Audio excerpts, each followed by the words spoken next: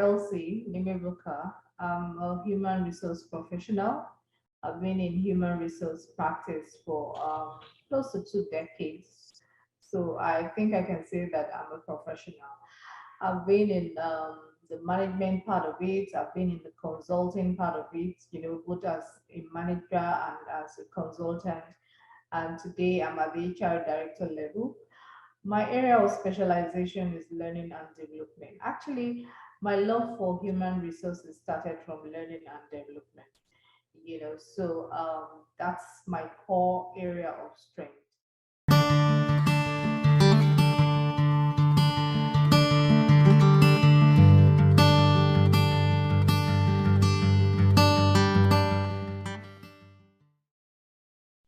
Okay, learning and development in building a strong organizational culture is very key and very strategic in today's era world.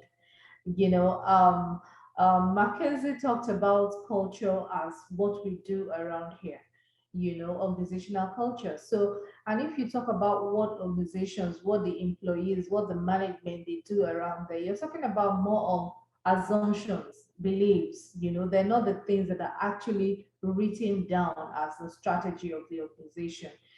So unconsciously people assume things and that becomes the culture of an organization. So it's a huge role for L&D to come in and fill because learning and development, basically, by the nature of that profession, has to do with what the organization, what the employees in the organization get to know, the information that is passed across to them, what you want them to know, what you need them to know. Now, it could be in terms of, in the past, it's been in terms of technical skills, helping to hone their skills. It's been soft skills, and all of that. But L&D needs to move way past that, especially with this ever-changing world. Okay, change culture has become very fluid because of how fast technology is changing things. So if L&D needs to be at the top of their game and how they can actually help to build strong organizational culture, they need to be more proactive. In the past, it's been reactive. Okay, we do training needs and analysis.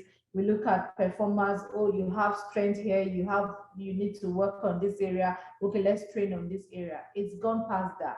L&D needs to be more proactive. L&D needs to be focused, have their ears to the pulse of the organization's strategy, understand the environment, look at the environment, what is happening in the industry, and say, the L&D also needs to sit at the table.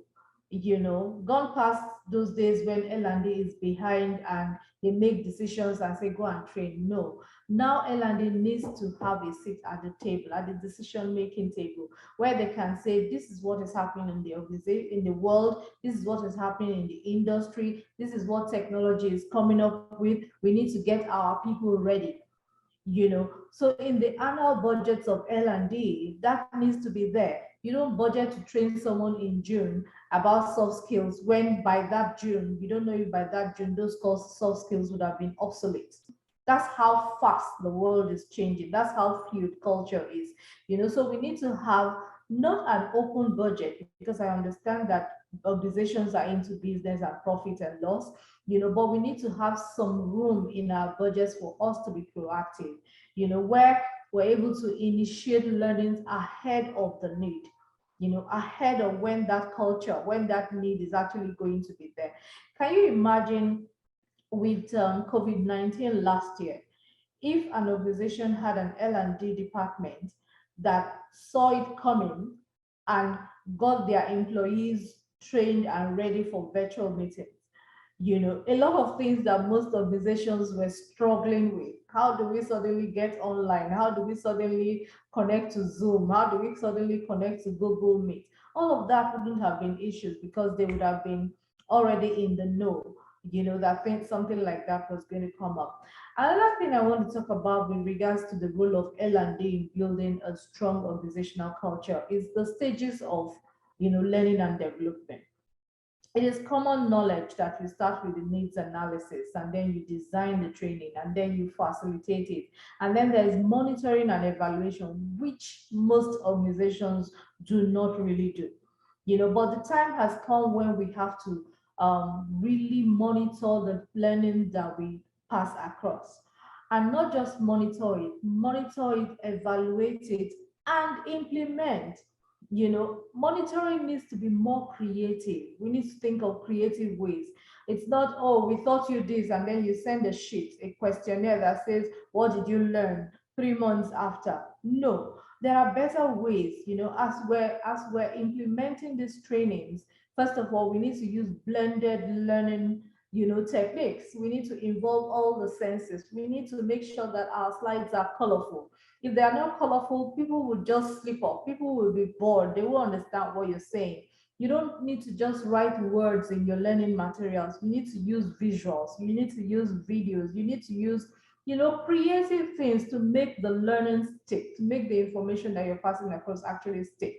Now, when these employees have gone back to their different offices, departments, or sites, L&D does not stop them. Monitoring also, it will include creative things like doing roadshows.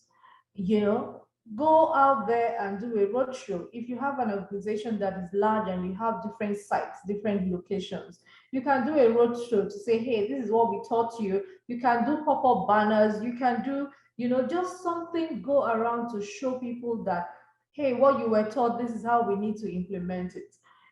So until L&D gets to that point where they become very creative, where they're engaging employees more, not just you have learned, go. No, you have to engage the employees. You have to enter that zone of uncomfortable debate with employees, because you can tell them, you can teach them best practice in class, and then they go to the department and it's back to square one. They are dealing with uncomfortable issues, the elephants in the room, things like discrimination, things like, inclusion issues, diversity issues that are not being addressed.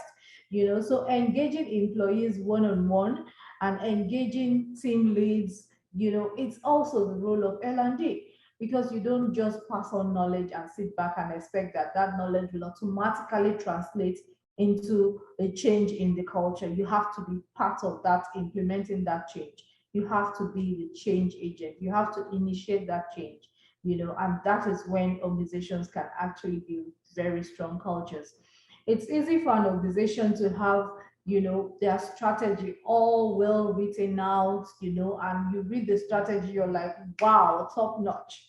But what is actually on ground is the role of L&D to move this strategy into the minds of employees, and also move this strategy into how employees do their daily work. I think that is the role of L&D.